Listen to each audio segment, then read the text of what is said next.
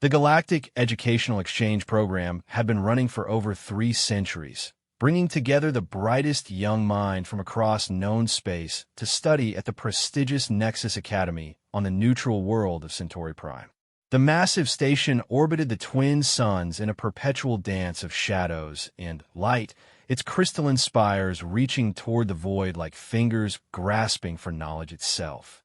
Zekthar stood nearly 9 feet tall, his chitinous exoskeleton gleaming under the artificial lighting of the Academy's main corridor. As a member of the Velcari species, he possessed 4 arms that ended in razor-sharp claws, compound eyes that could see across multiple spectrums, and a natural electromagnetic field that made most technology malfunction in his presence. More importantly, he came from a warrior culture that had conquered 17 star systems before joining the Galactic Alliance. For the past 2 standard years, Zekthar had ruled the Academy's social hierarchy through a combination of physical intimidation, technological sabotage, and psychological warfare. His favorite targets were the smaller, weaker species, the delicate crystalline singers from Harmony 7, whose bodies resembled living gemstones but shattered easily under pressure. The peaceful mossfolk of Verdania, who communicated through pheromones and had never known violence, and the aquatic tide dancers who required special environmental suits to survive on the station. The morning that would change everything began like any other.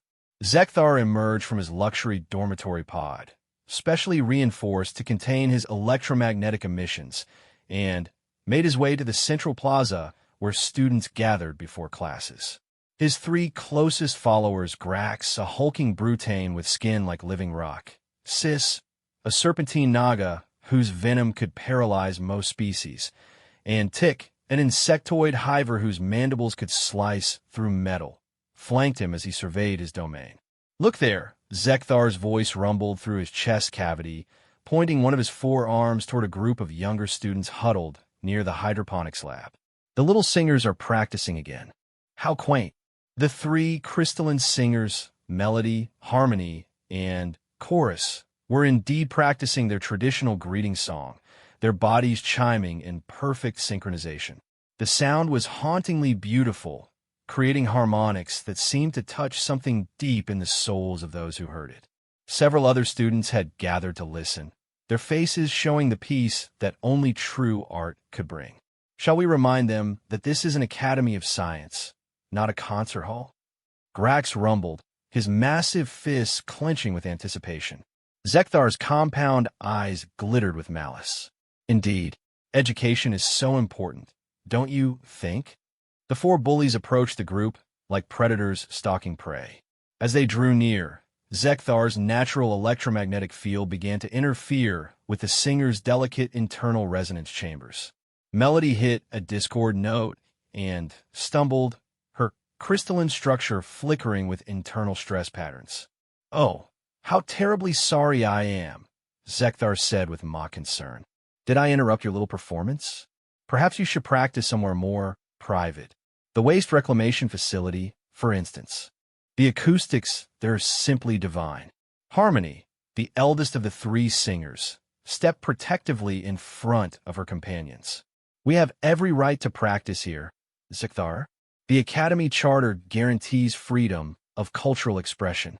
"The Academy Charter," Zekthar repeated slowly, savoring each word like a fine delicacy. "How wonderfully naive.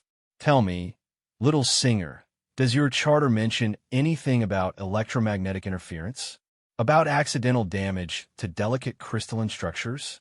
About the tragic accidents that seem to happen around here?" To emphasize his point, he moved closer, his field intensifying.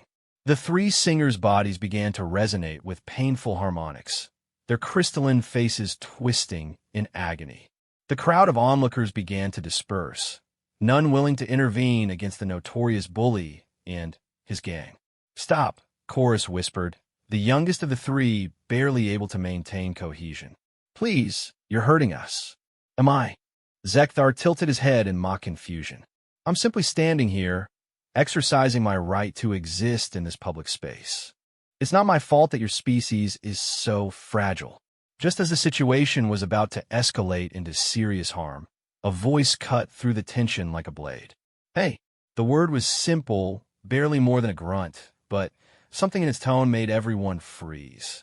Zekthar turned his compound eyes toward the source and saw something he had never encountered before in his 2 years at the academy. Standing about 20 meters away was a being that looked almost absurdly primitive compared to the advanced alien species surrounding it. It stood on only 2 legs, had just 2 arms, and its skin was an odd pinkish-brown color without any natural armor, scales, or protective features. It was perhaps 6 feet tall, small by galactic standards, and appeared to be completely unarmed and unaugmented. "Is this creature speaking to me?" Zekthar asked his companions, genuinely puzzled. The strange being began walking toward them with an odd, rolling gait that seemed both casual and somehow predatory. As it approached, Zekthar noticed several disturbing details. The creature's eyes, only 2 of them, positioned in the front of its head like a predator rather than on the sides like prey, were a startling blue color and seemed to track movement with unsettling precision. Its mouth was set in what could only be described as a slight smile, but there was no warmth in the expression. Most disturbing of all, Zekthar's electromagnetic field seemed to have absolutely no effect on this being whatsoever.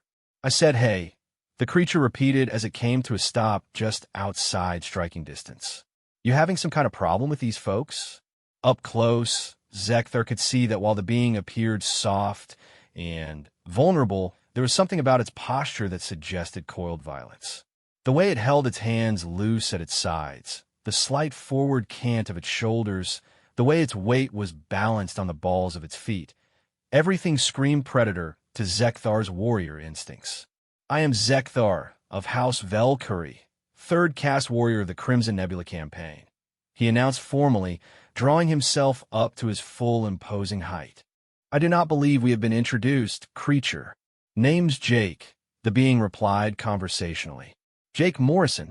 And you didn't answer my question." Sis, the Naga, slithered forward slightly. "This one shows no proper respect, Zekthar. Perhaps it needs to be educated about the natural order." Jake's attention shifted to the serpentine alien, and Sis found himself freezing under that predatory gaze. "Natural order? Huh? That's interesting. See, where I come from, we have a saying about that. Want to hear it? I fail to see why we should care about the primitive wisdom of some backwater species," Zekthar scoffed. "What world do you even come from?" "Earth," Jake said simply. The name meant nothing to most of the students present, but a few of the more academically inclined began accessing their personal data tablets. What they found made them take several steps backward. "Earth," whispered a young Mendak scholar, her tentacles writhing with nervous energy. That's a Death World classification." "And what now?" Grax rumbled. "Death World," the Mendak repeated louder. "Class 12 environment.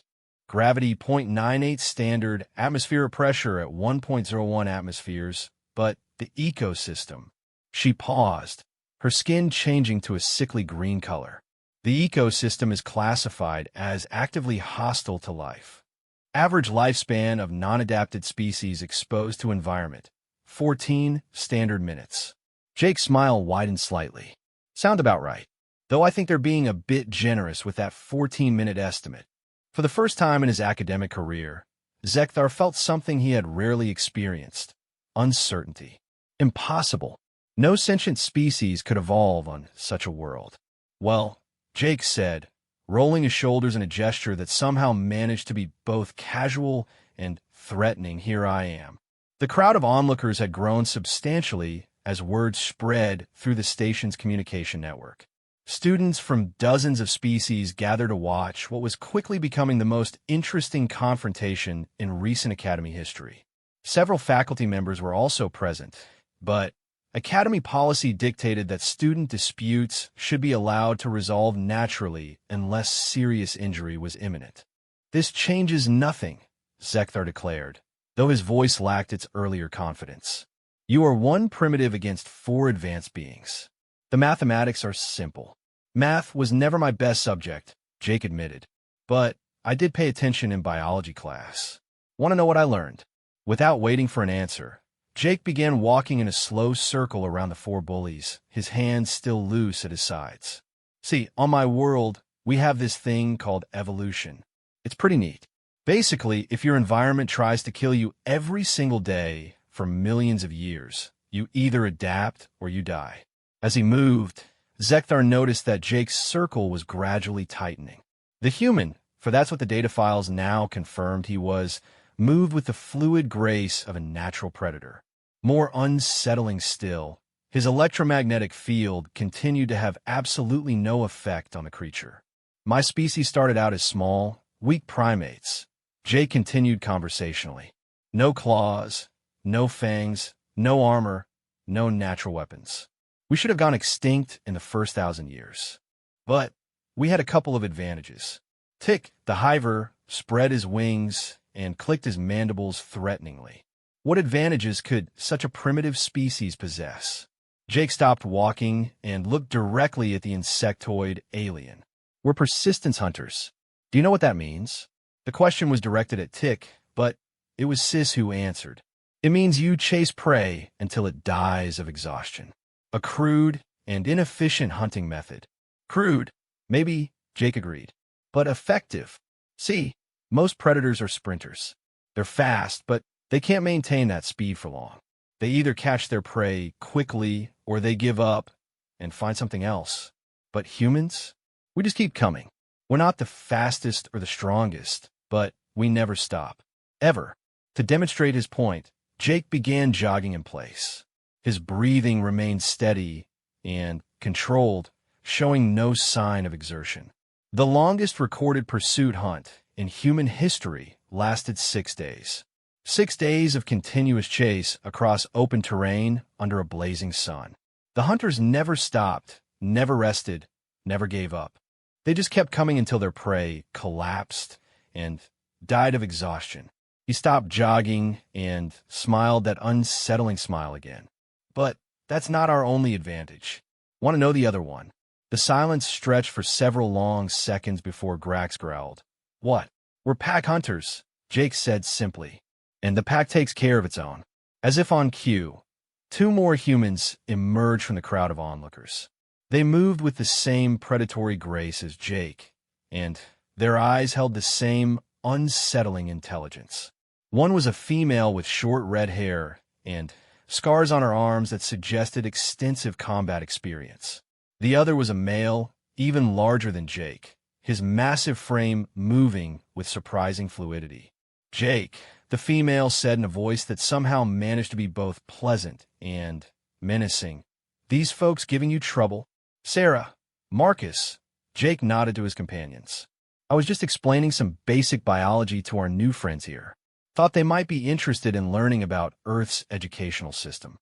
Marcus cracked his knuckles, a sound that made several nearby students flinch and grinned.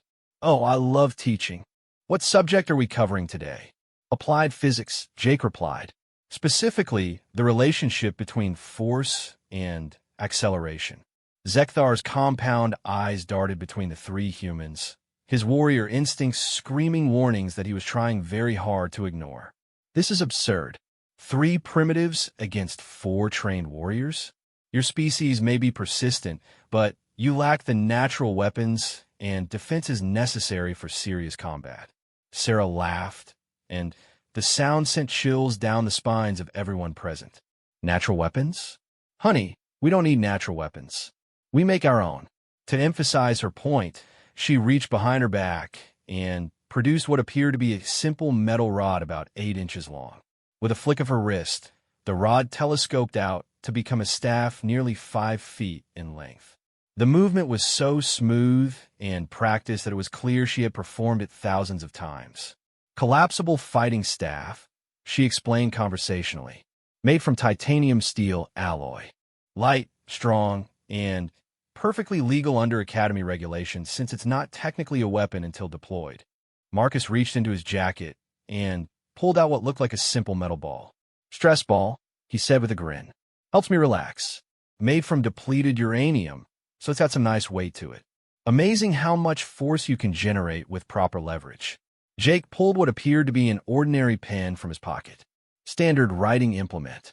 Of course, the casing is made from tungsten, and if you remove this little cap here, he demonstrated, revealing a needle-sharp point. Well, it makes a decent impromptu stiletto. The demonstration had the desired effect. The crowd of onlookers had grown silent, and even Zekthar's followers were beginning to show signs of nervousness. The casual way the humans had revealed their improvised weapons spoke of a species that saw potential violence in everything around them. But here's the really interesting thing about humans, Jake continued, seeming to ignore the weapons demonstration entirely. We don't just hunt in packs. We think in packs. When one human encounters a problem, all the humans in the area start working on solutions. As if to prove his point, more humans began emerging from the crowd. They didn't announce themselves or make threatening gestures. They simply positioned themselves at strategic points around the confrontation, cutting off escape routes and creating clear fields of fire should violence erupt.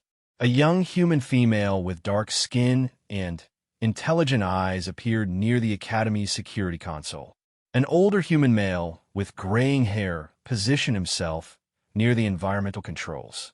Two more humans flanked the main entrance to the corridor. Within minutes, nearly a dozen humans had materialized from seemingly nowhere, all of them watching the confrontation with the same predatory patience as their species mates. You see, Jake explained to the increasingly nervous Zekthar, when you mess with one human, you mess with all of them. It's not personal, it's just how we're wired. Millions of years of evolution taught us that the pack survives together or dies alone. This is psychological warfare, Zekthar accused, though his voice had lost much of its earlier bluster. Is it? Jake asked with genuine curiosity. I thought it was just making friends. Sarah, Marcus, what do you think?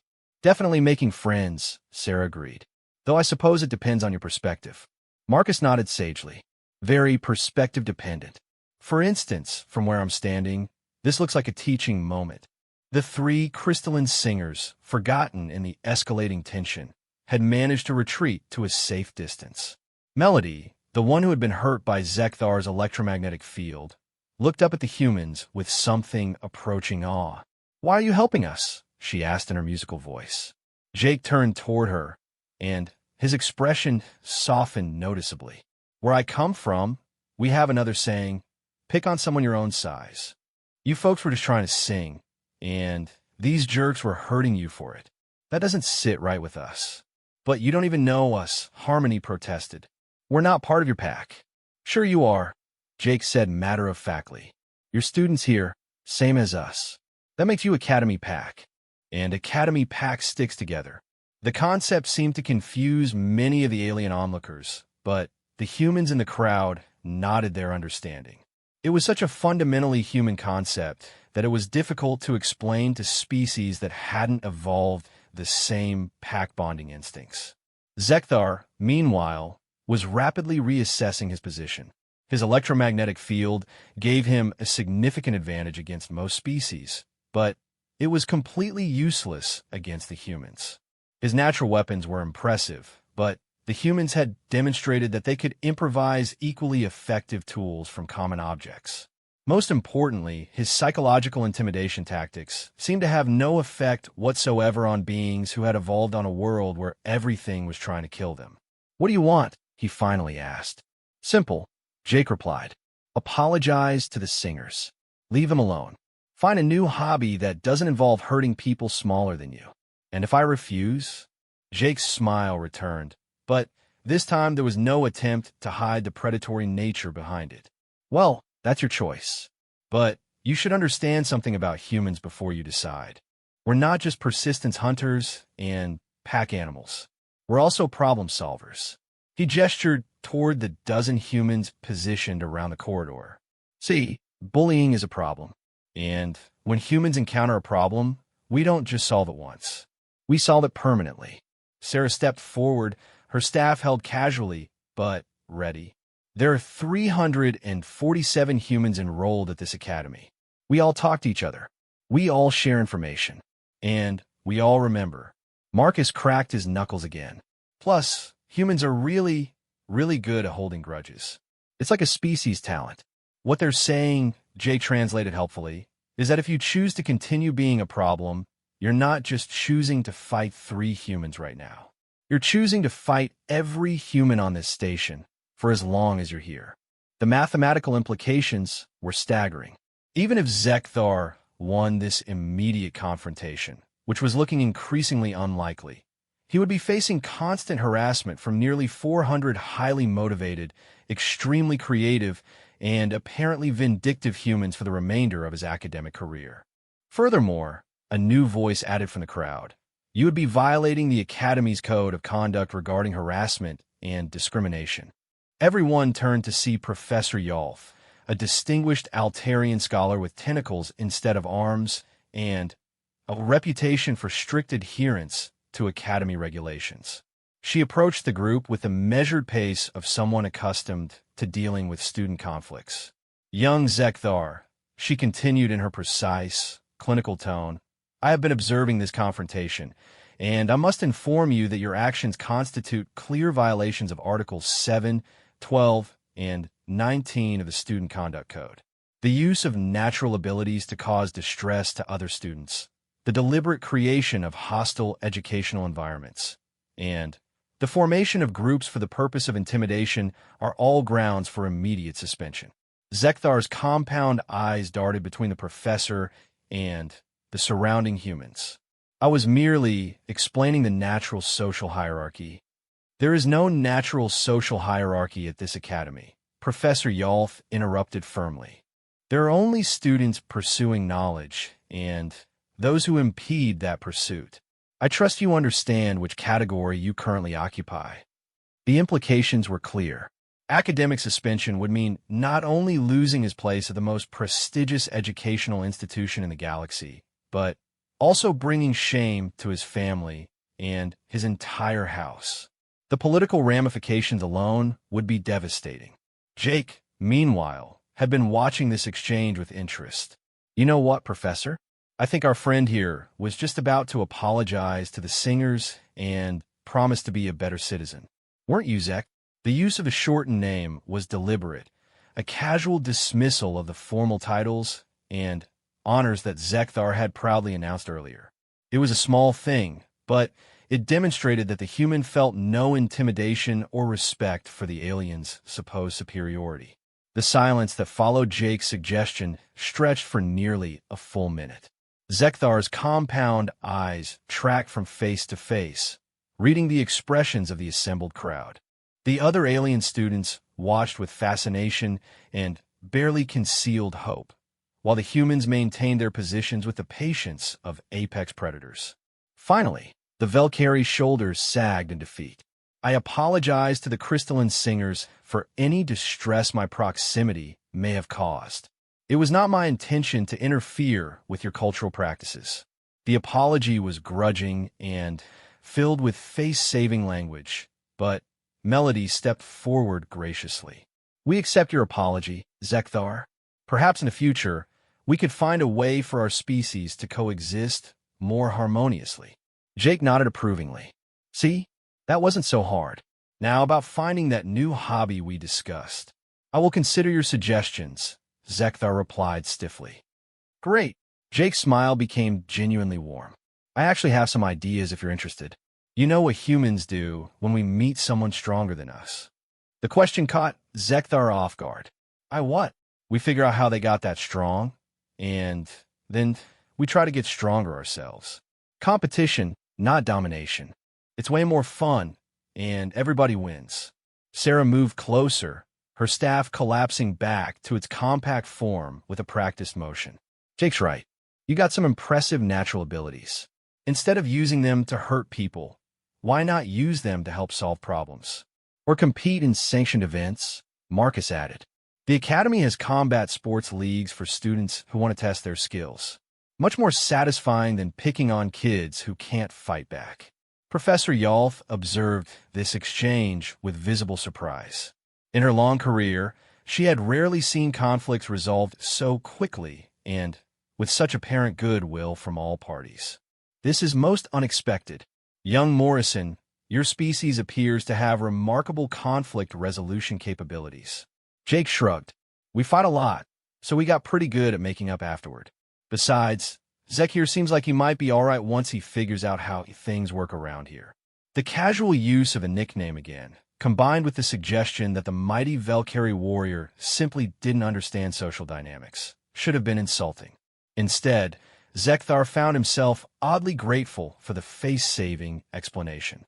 Perhaps, he said carefully, I have been misinformed about certain aspects of interspecies relations. Happens to everybody, Jake replied with apparent sincerity. Culture shock is real. When I first got here, I tried to shake hands with a Mendak and nearly caused a diplomatic incident. Turns out their tentacles are super sensitive and handshakes feel like electrical torture to them. Several students chuckled at this admission, and the tension in the corridor continued to dissipate.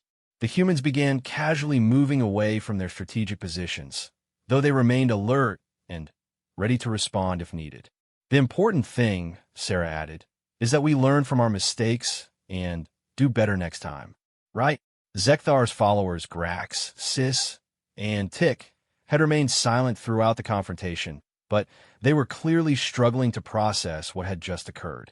Their leader, the terror of the Academy's social hierarchy, had just been outmaneuvered by 3 primitive Deathworlders armed with improvised weapons and social psychology. Grax was the first to speak. Zekthar, perhaps we should withdraw and consider new strategies. Actually, Jake interjected, why don't you guys stick around? I'd love to learn more about your species. Grax, right? You're Brutane? I've read about your homeworld. The gravity there must be intense. How do you manage the transition to standard station gravity? The question was genuine and showed actual interest in Grax's background rather than fear or dismissal. The massive alien blinked in surprise. The transition is indeed challenging. We must wear gravity compensators to maintain proper bone density and muscle mass. That's fascinating. Marcus joined the conversation. Humans have similar problems in low gravity. We have to exercise constantly or our bodies start breaking down. Maybe we could compare notes sometime. Sis slithered closer, her serpentine body coiling with nervous energy. You are not afraid of my venom? Should I be? Jake asked curiously. I mean, I assume you have control over it, right? Otherwise, the Academy wouldn't allow you to attend classes with other students. The simple logic of his statement seemed to surprise Sis. Of course I have control. My people are not animals. But most species fear us anyway. Fear is usually based on ignorance, Sarah observed. Tell you what, why don't you tell me about your people's culture? I bet there's a lot more to the Naga than just poison. For the first time since the confrontation began, Tick spoke up. This is not how conflicts typically resolve in our experience. How do they usually resolve? Jake asked with genuine curiosity. Dominance hierarchies are established through combat or displays of superior capability. The stronger beings subjugate the weaker ones until a stable social order emerges. Sound efficient, Jake admitted, but also kind of boring. Where's the growth in that system? Where's the innovation? Marcus nodded enthusiastically. Right? If everyone just accepts their place in some hierarchy, nobody pushes themselves to get better. Nobody tries new things or comes up with creative solutions. Humans, Professor Yalth observed, appear to have a fundamentally different approach to social organization than most galactic species. We're cooperative competitors, Sarah explained. We'll fight each other over anything, sports, games, who makes better food, whose turn it is to do dishes. But when there's an external threat or someone needs help, all that competition gets redirected toward the common goal. Jake gestured toward the assembled crowd. Like right now, 5 minutes ago, some of these humans didn't even know each other's names. But when they saw a situation that looked unfair, they automatically coordinated to address it. Without verbal communication, Professor Yalth noted with academic fascination. I observed no obvious signals or commands, yet your species achieved tactical positioning with remarkable efficiency. Body language, eye contact, spatial awareness, Marcus listed. Humans are constantly communicating through dozens of nonverbal channels. Most of the time, we're not even conscious we're doing it. Melody, who had been listening to this exchange with growing amazement, finally spoke up. You helped us without knowing us, without any expectation of reward. And now you're making friends with the people who are hurting us? Sure, Jake replied, as if it were the most natural thing in the world. That's what friends do. The simple statement seemed to resonate through the crowd. Many of the alien students had never encountered a species with such straightforward social dynamics. Most galactic civilizations were built around complex hierarchies, trading relationships, or symbiotic dependencies. The human concept of spontaneous mutual aid without expectation of reciprocity was genuinely alien to them. Your species, Professor Yalth said slowly, may represent a significant paradigm shift in intergalactic relations. How so? Sarah asked.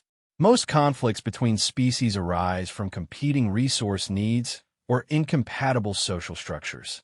But if humans can successfully integrate competing groups into cooperative frameworks. She paused, her tentacles writhing with excitement. The implications for galactic diplomacy could be revolutionary. Jake scratched his head. We're just trying to be good classmates. I don't think we're planning any diplomatic revolutions. That, Professor Yalf replied, may be precisely why you could succeed where others have failed. Your species appears to practice diplomacy instinctively rather than as a learned skill.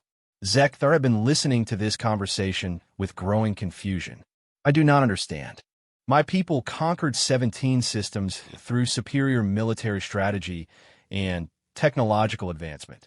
How can simple cooperation be more effective than proven methods of dominance? Different tools for different jobs, Jake replied.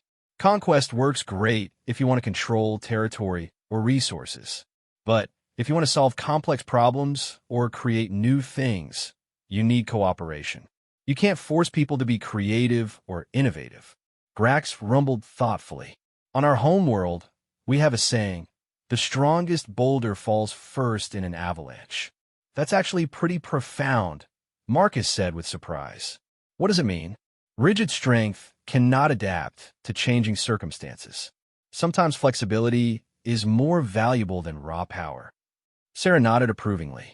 We have a similar concept. The oak tree breaks in the storm, but the willow tree bends and survives.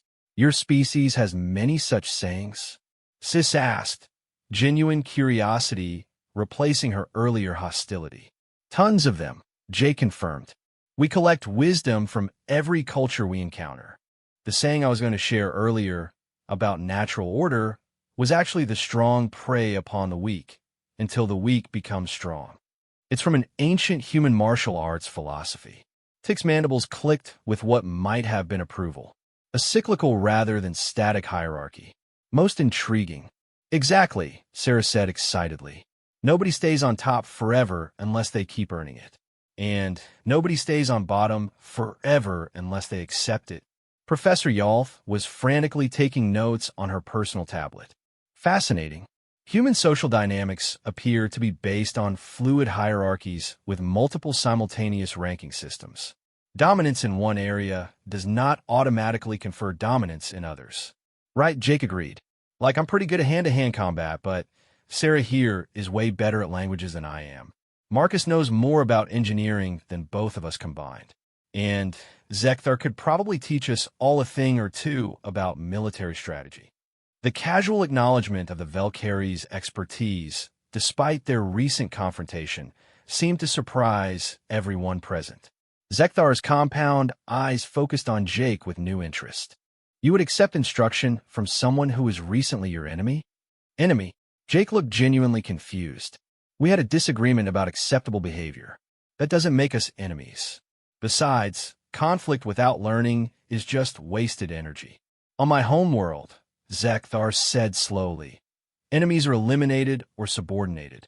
The concept of former enemies becoming instructors, this is not part of our social framework. Missing out, Marcus said sympathetically. Some of my best friends are people I used to fight with. Conflict can actually be a great way to get to know someone, as long as it stays respectful. Harmony chimed in with her musical voice. Among my people, we have ceremonies for transforming discord into harmony. Perhaps humans have similar practices? We call them apologies, forgiveness, and beer, Sarah replied with a grin. though I guess alcohol doesn't work for all species. The crystalline singers achieve similar effects through resonance harmonies, Melody added. Perhaps we could demonstrate sometime? I would like that, Jake said sincerely. Your singing earlier was beautiful, even after Zek interrupted it. The casual reference to the earlier incident, combined with Jake's obvious appreciation for their art, caused the three singers to chime in pleased harmonics. The sound was so lovely that several other students stopped to listen. See, Sarah said to Zekthar, isn't that better than electromagnetic interference? For the first time since the confrontation began, Zekthar's posture relaxed slightly. I admit that their vocalizations are not unpleasant. My interference was not intended to cause artistic degradation. Then, help them find a better practice space, Marcus suggested. You know the station layout better than anyone. I bet there are acoustically superior locations they haven't discovered yet. The suggestion was brilliant in its simplicity. Rather than demanding that Zekthar avoid the singers, it gave him a positive way to interact with them while demonstrating superior knowledge that restored some of his social standing. There is a resonance chamber in Section 7 that was designed for acoustic testing, he said thoughtfully. The harmonic amplification might enhance their natural abilities. Chorus's eyes literally sparkled with excitement. Harmonic amplification? We have never experienced such technology. I could show you the location, Zekthar offered hesitantly, if you would find such assistance acceptable. The transformation was remarkable. Within minutes, the feared bully had become a helpful guide, the victims had become grateful students, and the confrontation had resolved into collaborative problem-solving.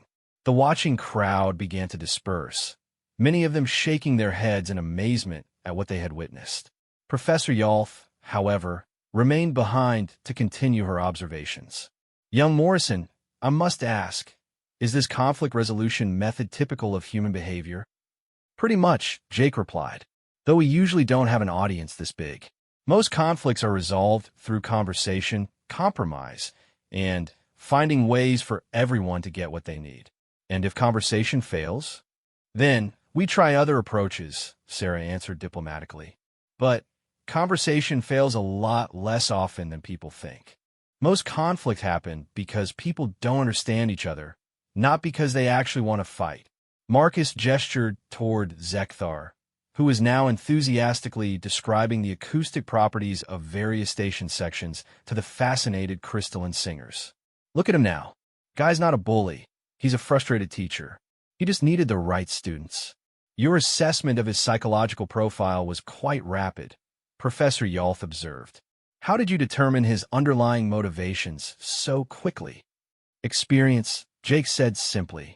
Bullies usually fall into a few basic categories. Power seekers, attention seekers, insecurity maskers, or frustrated achievers. Zek showed all the signs of a frustrated achiever, someone with knowledge and abilities who doesn't know how to share them constructively. And the others? His followers? Sarah glanced over at Grax, Sis, and Tick, who were now engaged in animated conversation with several other human students. Classic follower psychology. They were attracted to Zek's strength and confidence, not his cruelty. Give them better leadership examples, and they'll adapt quickly. Remarkable, Professor Yalth murmured. Your species appears to have intuitive understanding of complex psychological dynamics that most civilizations require centuries of study to develop. We get a lot of practice, Marcus replied with dark humor. Humans fight constantly. If we didn't get good at making up afterward, we'd have wiped ourselves out millennia ago. 3 weeks after what students had begun calling the corridor incident, the social dynamics at Nexus Academy had transformed in ways that surprised everyone, including the faculty. Professor Yalth had submitted her preliminary observations to the Galactic Council's Department of Xenopsychology, and the response had been immediate requests for more detailed data. Jake Morrison sat in the Academy's main library, surrounded by a diverse group of students working on a collaborative project for their Advanced Stellar Engineering course. The group included Zekthar, who had become surprisingly adept at human-style problem-solving, Melody from the Crystalline Singers, whose mathematical harmonics provided elegant solutions to acoustic challenges, and Grax, whose understanding of structural mechanics under extreme conditions proved invaluable. The resonance calculations are not matching our practical observations, Zekthar announced, his four arms manipulating multiple holographic displays simultaneously. The theoretical frequency should destabilize the crystal matrix, but our experiments show increased coherence instead. Melody's form shimmered with pleased harmonics. That is because you're calculating based on destructive interference patterns. Our crystals actually strengthen when exposed to specific dissonant frequencies. It is how we evolved to survive on a world where harmonic storms are common. Destructive interference causing constructive results, Jake mused, leaning back in his chair. That's beautifully counterintuitive. Nature loves paradoxes. Grax rumbled approvingly. On my homeworld, we have similar phenomena with pressure dynamics. Extreme stress can actually strengthen certain metal matrices if applied correctly. The conversation was interrupted by the arrival of Sarah Chun, who dropped into an empty chair with visible frustration. "I need help," she announced without preamble. "What kind of help?" Jake asked, immediately alert to the stress in his friend's voice. "The diplomatic kind," Sarah replied grimly. "We've got a situation developing in the xenobiology lab, and it's getting ugly fast." Marcus looked up from his engineering schematics. "Define ugly." 3 species, 2 with historical conflicts, 1 environmental incompatibility issue, and all of them blaming each other for contaminating a shared research project, Sarah listed grimly.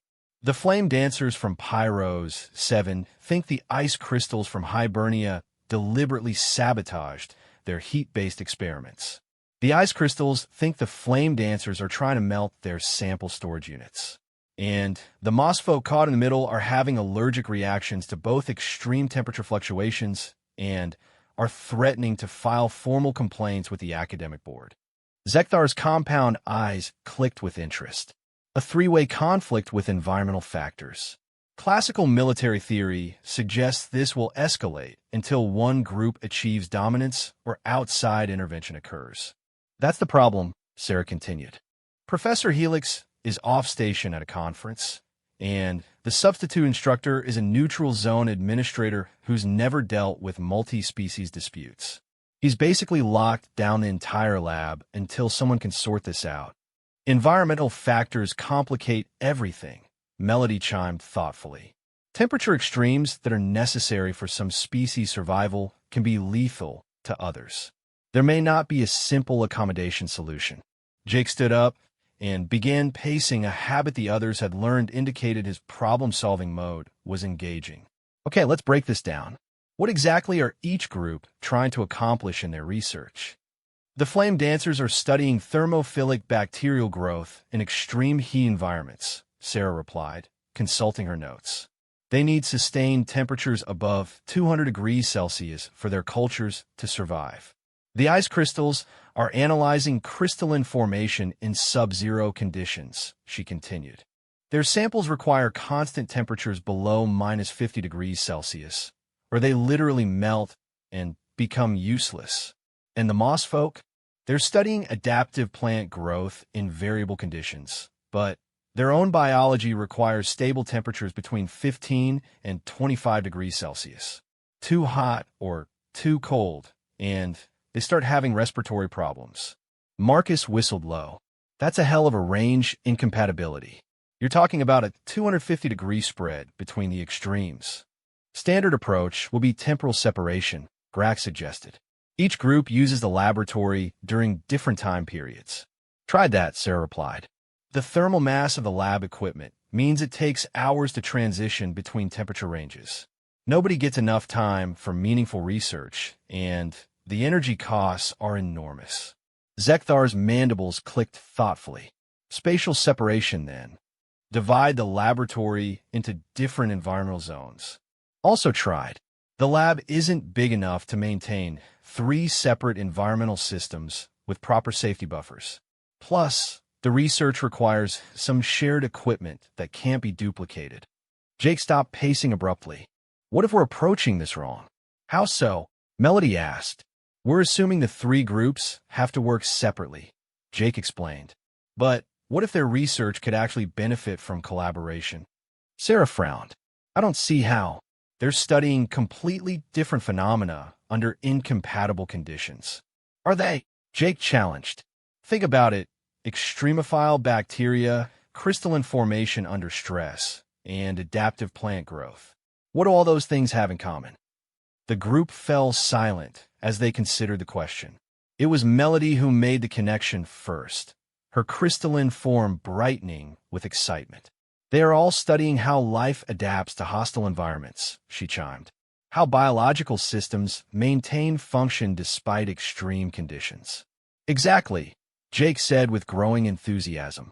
And what's the most hostile environment any of us can imagine? Space, Marcus breathed. They're all studying aspects of how life might survive in space. Grax leaned forward with interest. Continue this reasoning. How does this solve the environmental incompatibility? Jake grinned. Because space has all those conditions. Extreme heat near stars, extreme cold in the void, and everything in between. Instead of trying to accommodate three separate research projects, we help them design one collaborative project that studies the full spectrum of space survival. Sarah's eyes widened as she began to see the possibilities. The flame dancer's bacteria could be tested for survival in solar proximity conditions. The ice crystal's formations could model crystallization in deep space. And the moss folk could study how organisms adapt to rapid temperature transitions. The shared equipment becomes a benefit instead of a problem, Zekthar added, his tactical mind grasping the logistics immediately. Instead of each group needing full access, they need coordinated access for integrated experiments. And the environmental challenges become part of the research instead of obstacles to it. Melody concluded, her harmonics resonating with excitement. Marcus was already pulling up holographic displays, his engineering mind racing ahead to practical implementation. We could design a modular environmental system. Separate chambers for extreme conditions connected by transition zones where the moss folk could monitor adaptation processes. The temporal separation becomes valuable too. Grax rumbled with approval.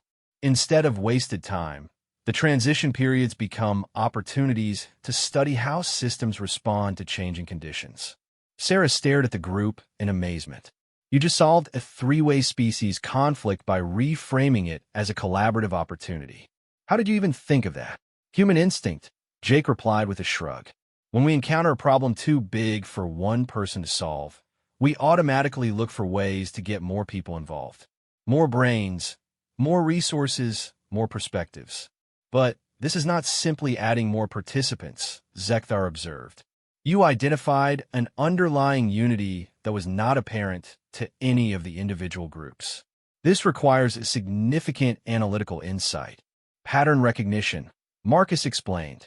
Humans are really good at spotting connections between seemingly unrelated things. It's how we survive in chaotic environments. Everything's connected to everything else, so you learn to see the big picture. Melody's harmonics shifted to a contemplative tone. Among my people, this would be considered a form of mathematical poetry, finding the hidden equations that unite disparate phenomena. Poetry's not a bad analogy, Sarah agreed. You took three separate conflicts and found the rhythm that connects them all. Jake looked pleased, but also slightly embarrassed by the praise. It's not that complicated. Look, let me show you how to do this. Next time you encounter a multi-party conflict, ask yourself three questions. He held up his fingers as he counted. First, what is each party really trying to achieve? Not what they say they're fighting about. Second, what do all the parties actually have in common, even if they don't realize it? Third, how can their individual goals be better achieved through collaboration than competition? Those are deceptively simple questions. Professor Yaltha's voice came from behind them. The Altarian scholar had approached without being noticed, her tentacles writhing with excitement. Yet they address fundamental flaws in most conflict resolution methodologies. Professor, Sarah said, standing respectfully, how long have you been listening? long enough to observe another remarkable display of human social engineering. Professor Yolf replied, "Young Morrison, would you be willing to accompany me to the xenobiology lab to implement this solution?" "All of us should go," Jake corrected. "This was a group solution, and it'll need group implementation. Besides, the research teams will be more likely to accept the idea if it comes from their academic peers rather than some outside mediator." Professor Yolf's tentacles curled in what Jake had learned was the Altarian equivalent of smile. "Once again, you demonstrate remarkable understanding of group psychology. Very well, let us proceed to the laboratory." The xenobiology lab was located in one of the station's lower sections, where the heavy environmental equipment wouldn't interfere with the more delicate instruments in the upper levels. As they approached, they could hear raised voices echoing through the corridors, not quite shouting, but clearly agitated discussion. "That doesn't sound good," Marcus muttered. Through the lab's transparent, aluminum viewing ports, they could see the source of the commotion. 3 distinct groups of students clustered around different areas of the laboratory, with what appeared to be hastily constructed barriers separating their workspaces. The temperature differentials were so extreme that condensation was forming on some surfaces, while others were glowing with residual heat. The flame dancers were clustered near what looked like a miniature furnace, their natural flame-like appendages flickering with agitation. The ice crystals had created a frost-covered workspace where their breath was visible in small puffs. The moss folk were huddled in the center of the room, their plant-like bodies showing obvious signs of stress from the temperature fluctuations. "Classic territorial behavior," Zekthar observed. "Each group has claimed space and is defending it against encroachment. Plus, they're all uncomfortable," Grax added. "Physical discomfort makes every species more aggressive." Jake studied the layout for a few moments, then turned to his companions. "Okay, here's how we approach this. Melody, you and Professor Yolf engage the moss folk first. They're caught in the middle and suffering the most, so they'll be most motivated to try a new solution. Sarah, you and Marcus talk to the ice crystals. They're the most analytical of the 3 groups, so lead with the engineering and efficiency benefits. Zekthar and Grax, you're with me. We'll approach the flame dancers. They're the most aggressive right now, so we need to frame this in terms they'll respect, territorial expansion rather than territorial compromise." Professor Yolf looked impressed. "You are treating this as a tactical operation." "All diplomacy is tactical," Jake replied. "You're just using words and ideas instead of weapons. The key is understanding what motivates each party and speaking their language." They entered the lab in their assigned groups, spreading out to approach their respective targets. Jake could hear Melody's musical voice beginning to soothe the agitated moss folk, while Sarah's calm engineering explanations started drawing interested looks from the ice crystals. The flame dancers, however, were a more challenging prospect. As Jake, Zekthar, and Grax approached, the lead researcher, a being whose name translated roughly to Burning Wind, turned toward them with obvious hostility. "More mediators?" Burning Wind's voice crackled like a fire in dry wood. "We have made our position clear.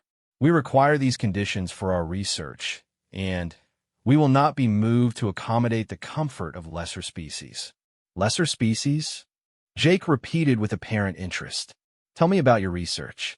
What makes it more important than theirs?" The question caught Burning Wind off guard.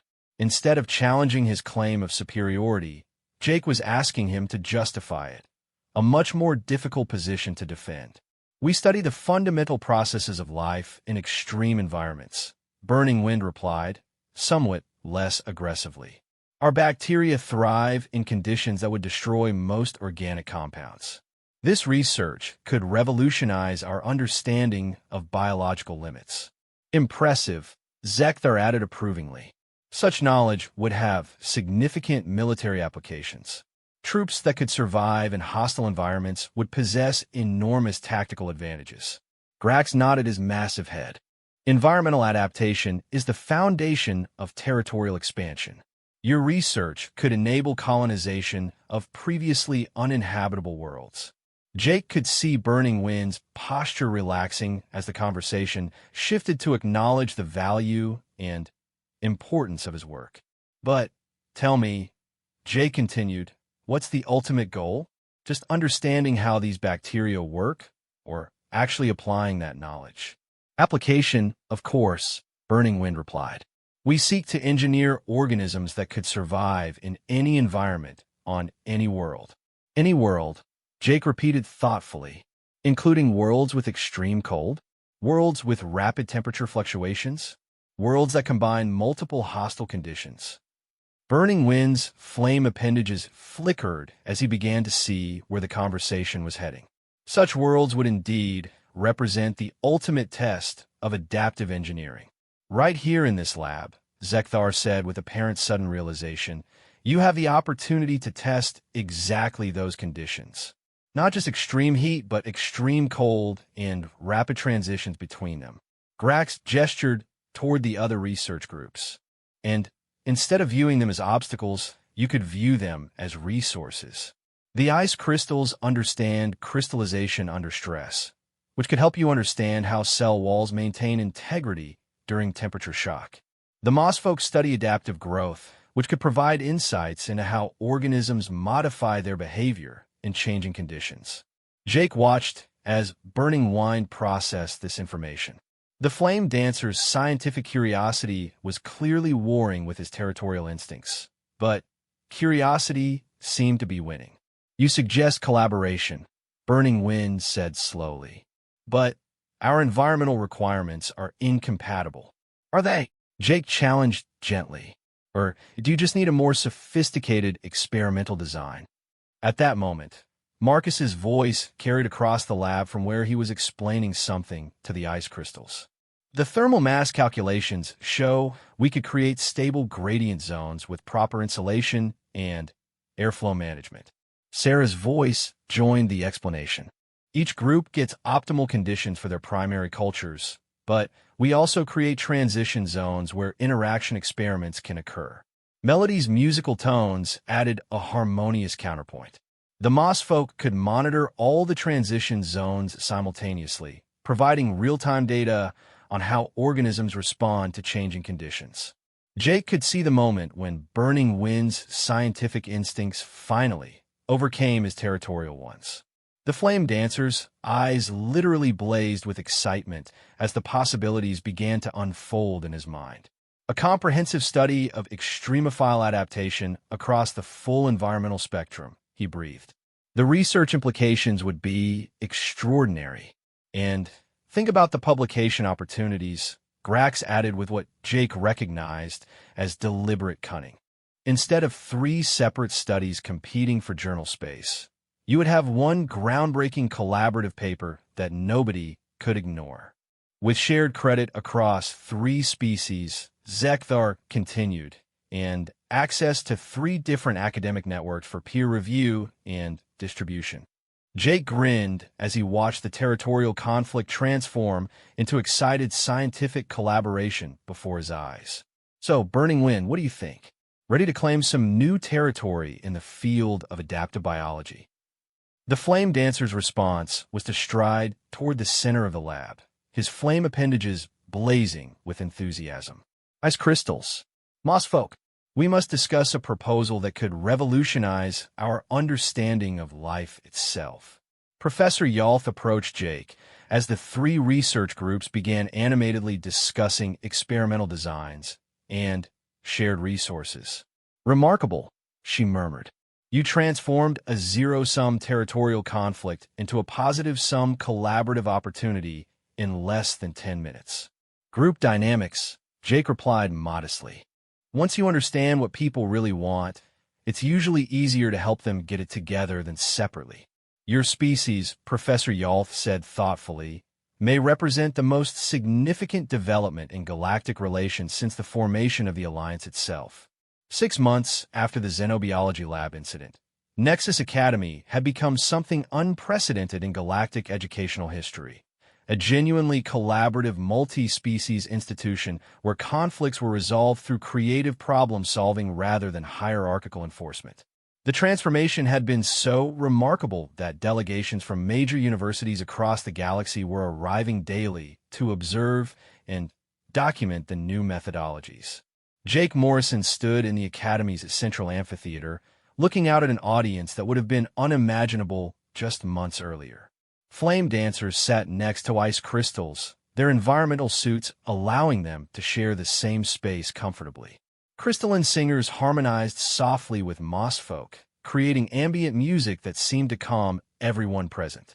Even traditionally solitary species like the shadow walkers and void swimmers had emerged from their isolated study chambers to participate in what had become known as integration seminars. But the most remarkable change was visible in Zekthar, who now served as the Academy's first student conflict resolution coordinator. The former bully had discovered a talent for understanding and mediating between different cultural perspectives, and his natural leadership abilities had found a constructive outlet that benefited everyone. Today's seminar focuses on a challenge that affects our entire academic community, Zekthar announced, his four arms manipulating holographic displays that showed station-wide data streams. Resource allocation disputes have increased by 30% as our collaborative projects have grown larger and more complex. We need systematic approaches to managing shared resources fairly and efficiently. The problem was real and significant. As species began working together on increasingly ambitious projects, competition for laboratory time, computational resources, and specialized equipment had intensified. Traditional first-come, first-served systems were breaking down under the pressure of complex scheduling requirements and incompatible environmental needs. Sarah Chun raised her hand from her position near the front of the amphitheater. Before we start proposing solutions, shouldn't we understand exactly what resources we're fighting over? Excellent point, Zekthar replied, his compound eyes focusing on her approvingly. Marcus, would you present your analysis? Marcus Williams stood and activated a comprehensive holographic display showing the Academy's resource utilization patterns. I've been tracking usage data for the past 3 months, and the results are pretty interesting. The display showed a complex web of interconnected systems, with different colors representing different types of resources and usage patterns. The biggest bottlenecks aren't actually physical resources, Marcus continued. They're coordination failures. Look at this. He highlighted a section of the display showing the Advanced Materials Laboratory. On Tuesday, the Crystalline Singers had the lab reserved for harmonic resonance testing, but their experiment finished 2 hours early. Meanwhile, the metal shapers from Forge 7 had an urgent need for high-pressure forming equipment, which was sitting idle. Communication breakdown. Melody chimed in, her crystalline form shimmering with embarrassment. We did not know the metal shapers needed the equipment, and they did not know we would finish early. Grax rumbled thoughtfully from his position near the environmental controls. This pattern repeats across multiple facilities. The problem is not scarcity, but inefficient distribution. Jake had been listening to the discussion while mentally cataloging similar problems he had observed. It's like a traffic jam, he said suddenly. You know how sometimes traffic backs up not because there are too many cars, but because nobody knows what the other drivers are planning to do? Elaborate on this analogy, Professor Yolf requested. The Altarian scholar had become a regular attendee at these seminars, documenting human problem-solving methodologies for her ongoing research. On Earth, we solve traffic coordination with a combination of infrastructure and information systems, Sarah explained, picking up on Jake's reasoning. Traffic lights, road signs, GPS navigation that shares real-time data between users. Everyone knows what everyone else is doing, so the whole system flows smoothly. You're suggesting we need resource coordination infrastructure, Zekthar said, his tactical mind immediately grasping the implications. Information systems that allow real-time communication about resource needs and availability. More than that, Marcus added, his engineering instincts engaging.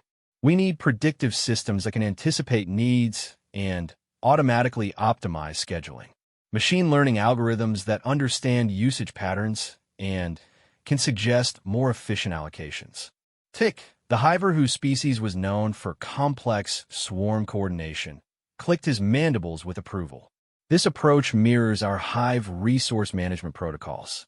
Individual units communicate their needs and capabilities continuously, allowing the collective to optimize resource distribution in real time. But human and hiver social structures are very different, cautioned Sis, the Naga whose species valued individual autonomy. Collective optimization systems might not be compatible with species that prioritize personal choice and individual initiative. Jake nodded acknowledgement of the concern. Good point. Any system we design has to respect different cultural approaches to decision-making. Some species work best with centralized coordination, others need individual autonomy. Modular system architecture, Professor Yalth suggested. Different interaction protocols for different cultural preferences, but unified underlying resource tracking. I could design something like that, Marcus said with growing excitement. Centralized database with multiple interface options. Hive species get collective optimization algorithms. Individualist species get personal scheduling tools. Hierarchical species get authority-based approval systems.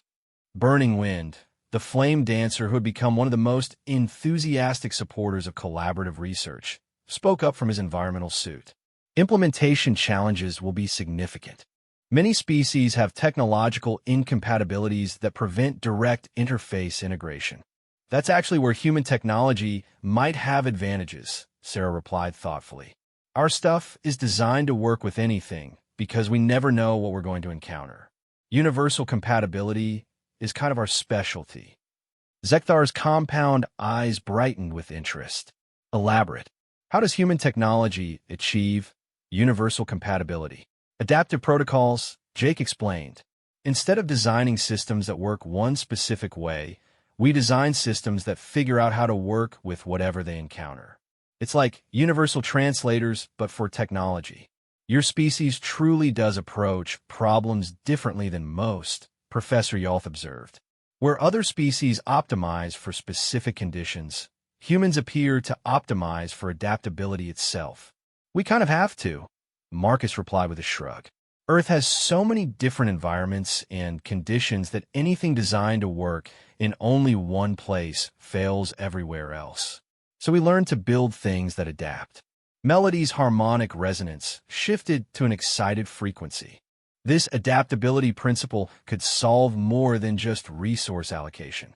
Many of our collaborative projects struggle with technological incompatibilities between species. True, Grax rumbled approvingly. My people's pressure forging techniques could benefit crystal growing projects, but our equipment operates at force levels that would shatter most other species' instruments. And our thermal processing requirements are incompatible with most standard laboratory equipment, Burning Wind added. Adaptive interface systems could allow much broader collaboration. Jake could see the discussion evolving towards something much larger than the original resource allocation problem. Hang on, he said, holding up his hands. Let's not lose focus. We started with scheduling conflicts, and now we're talking about completely redesigning the Academy's technological infrastructure. Are we? Zekthar asked with what Jake had learned to recognize as the Velkari equivalent of grin. Or are we identifying the underlying cause of multiple related problems? The question hung in the air for a moment as everyone processed its implications. It was Sarah who made the connection explicit. The scheduling conflicts aren't separate from the technological incompatibilities, she said slowly. They're symptoms of the same problem, lack of integration between different systems and approaches. Integration, Professor Yalth repeated thoughtfully. Not assimilation or standardization, but functional integration that preserves individual characteristics while enabling collective action. Marcus was already pulling up new holographic displays, his mind racing ahead to design possibilities. Distributed architecture with adaptive interfaces. Each species maintains their preferred technological approaches, but everything communicates through universal translation layers. Like a universal language for machines, Melody chimed with delight. More like a universal language for cooperation, Jay corrected. The machines are just tools. The real goal is helping different species work together more effectively. Tick's mandibles clicked rapidly, a sign of excitement among hivers. Such systems could scale beyond academic applications. Interspecies trade, diplomatic communications, joint exploration projects.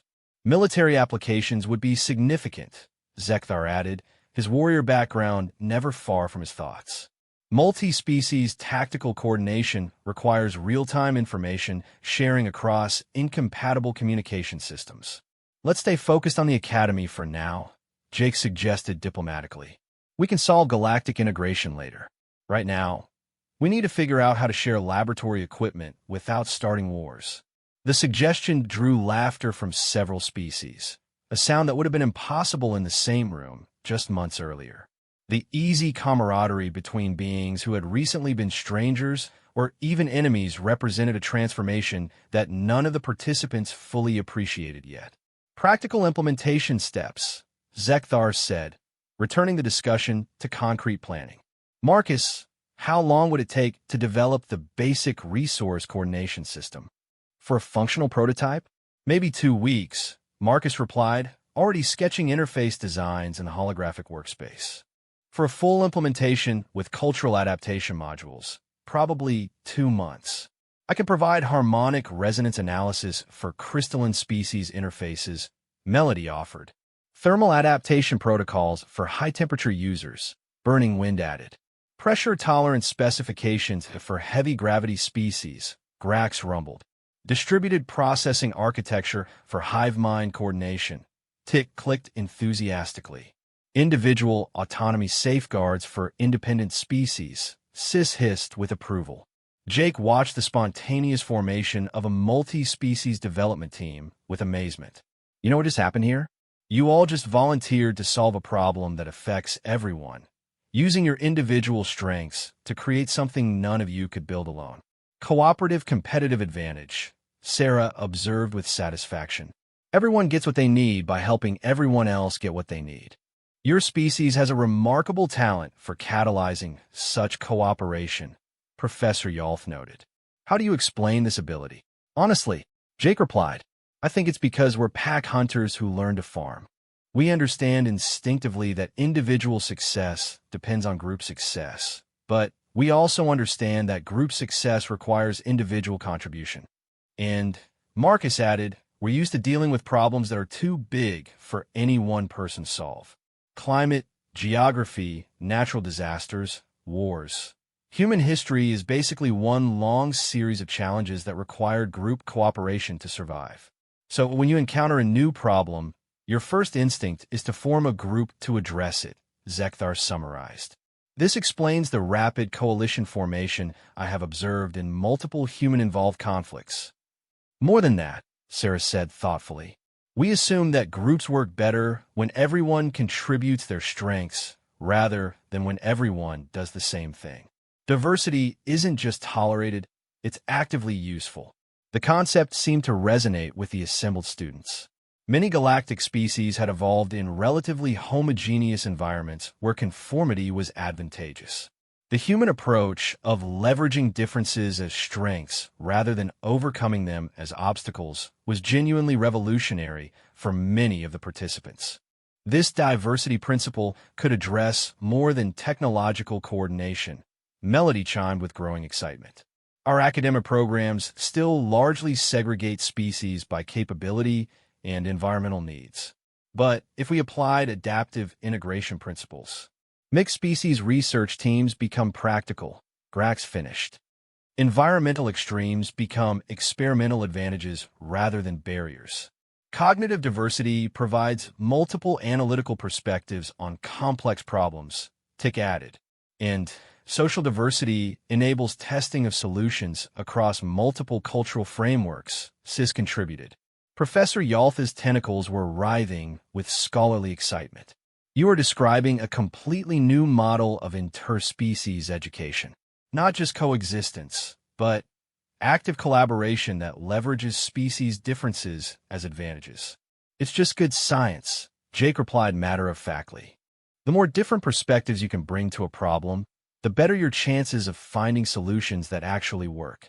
But implementing such a system would require fundamental changes to admission policies, curriculum design, facility management, faculty training. Zekthar's tactical mind was already identifying the logistical challenges. All solvable problems, Marcus said with confidence. Complex but solvable. We just need to approach them the same way we approach the resource allocation issue. Identify the underlying causes, leverage individual strengths, and build adaptive solutions. Starting with the resource coordination system, Sarah added pragmatically. Success there proves the concept and provides infrastructure for larger changes. Agreed, Jake nodded. We solve the immediate problem first, then use what we learn to tackle bigger challenges. It was a quintessentially human approach, pragmatic, incremental, and focused on building momentum through small successes. But as Jake looked around the amphitheater at the enthusiastic faces of dozens of species, he realized that the approach was becoming something larger than human methodology. It was becoming galactic methodology. 1 year after Jake Morrison had first encountered Zekthar bullying the Crystalline Singers, Nexus Academy hosted its first intergalactic cooperation summit. Representatives from universities, governments, and research institutions across known space had come to study what was being called the Nexus model, a revolutionary approach to multi-species collaboration that was producing unprecedented results. The Academy itself had been transformed beyond recognition. Where once segregated species had worked in isolation, now integrated research teams tackled challenges that would have been impossible for any single species to address. The resource coordination system that had started as a solution to scheduling conflicts had evolved into a galaxy-wide standard for interspecies technological cooperation. Jake stood in the observation deck of the Academy's new wing, watching a scene that still amazed him despite having lived it for months. In the central plaza below, a joint engineering project was underway that involved representatives from 17 different species working together to design a new type of space habitat capable of supporting multiple environmental requirements simultaneously. Flame dancers and ice crystals work side by side, their environmental suits allowing them to collaborate on thermal regulation systems. Crystalline Singers provided harmonic analysis of structural resonance patterns, while Mossfolk monitored atmospheric composition in real time. Velcari tactical planners coordinated with Hyverswarm architects to design optimal space utilization, while Brutane engineers tested structural integrity under conditions that would have been impossible to simulate without their specialized knowledge. Incredible, murmured Ambassador Thextai, a senior representative from the Galactic Council who had arrived that morning for the summit. In my 3 centuries of diplomatic service, I have never seen such seamless cooperation between species with historically incompatible requirements. It's become normal for us, Jake replied, though he still felt a sense of wonder watching it. The students don't even think about it anymore. They just see a problem and automatically start looking for the right combination of expertise to solve it. But how? Ambassador Thextai's crystalline form shimmered with confusion. Most interspecies projects require years of careful diplomatic preparation, extensive cultural sensitivity training, and complex bureaucratic oversight. These students appear to be collaborating spontaneously. Before Jake could answer, Sarah Chan approached from across the observation deck, followed by Professor Yolf and several other faculty members. Sarah carried a data tablet, displaying results from the Academy's latest collaborative success, a breakthrough in faster-than-light communication technology that had emerged from an unexpected partnership between Shadow Walker quantum physicists and Tide Dancer waveform specialists. Ambassador, Professor Yolf greeted formally. I trust your tour of our facilities has been educational, and deeply puzzling, Ambassador Thextai replied honestly. I understand that human students were instrumental in developing these cooperation methodologies, but I fail to comprehend how such young beings could solve problems that have challenged galactic diplomacy for millennia. Sarah exchanged a glance with Jake before answering. I think maybe we approached it differently because we didn't know it was supposed to be impossible. Elaborate, please. Well, Sarah continued thoughtfully. When we arrived here, we saw conflicts and automatically started looking for ways to resolve them. We didn't know there were supposed to be centuries of cultural barriers and diplomatic protocols and bureaucratic procedures. We just saw people having problems and tried to help. Ignorance as advantage. Professor Yalth observed with what Jake had learned was Altarian amusement. Your species' lack of preconceptions about interspecies relations allowed you to develop novel approaches unconstrained by traditional limitations. Ambassador Thex's eyes form shifted to a deeper blue, a sign of intense concentration among his species. This suggests that established diplomatic methods may actually impede cooperation rather than facilitate it.